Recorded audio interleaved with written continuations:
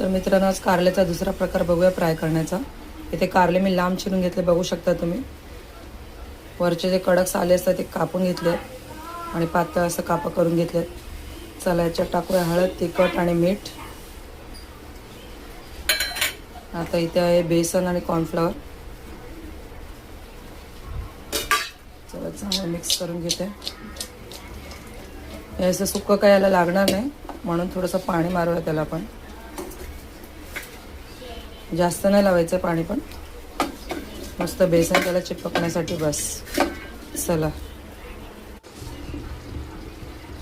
तर मित्रांनो, इथे तेल तापलेलं बघू शकता। आता टाकते मी कारले फ्राय करायला।